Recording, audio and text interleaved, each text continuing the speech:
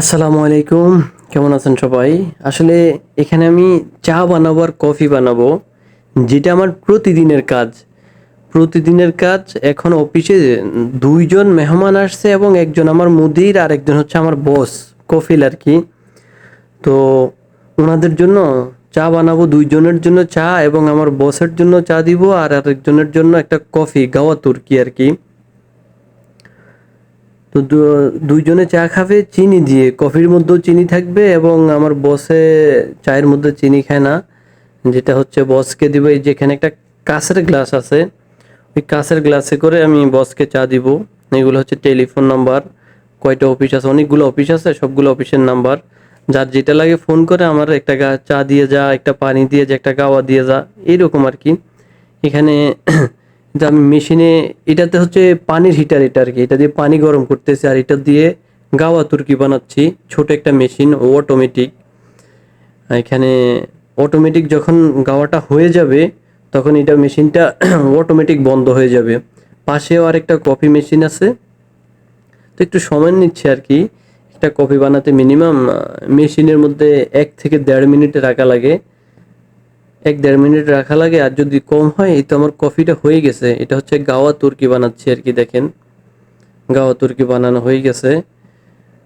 আ আসলে অনেকে চিনি ছাড়া খায়।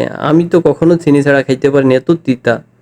আর এখানে আমি এখন চা বানানোর জন্য এখানে চা চিনির মধ্যে পানি ঢালতেছি, গরম পানি আরকি। কিন্তু গ্লাসের মধ্যে আমি আবার চা পাতা নেই নাই।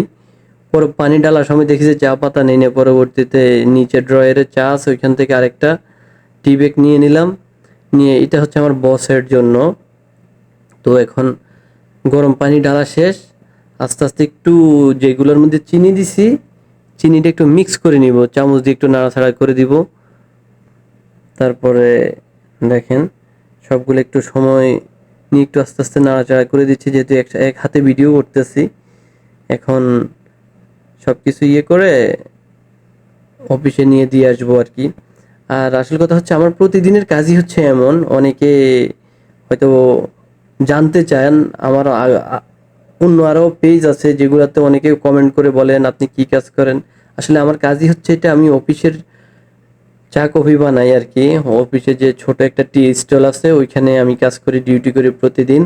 যাই হোক আলহামদুলিল্লাহ, অন্যান্য আরো ১০-১৫ জনের তুলনায় হাজার গুণে অনেক ভালো আছি। সবাই দোয়া করবেন যেহেতু সবসময় ভালো থাকি এবং সুস্থ মতো কাজকর্ম করতে পারি। সবার জন্য অনেক, অনেক দোয়া ভালোবাসা রইলো। আর যারা শেষ পর্যন্ত এই ভিডিওটা দেখছেন সবাই একটা লাইক কমেন্ট করে যাবেন। আজকের মতো ভিডিওটা এই পর্যন্তই।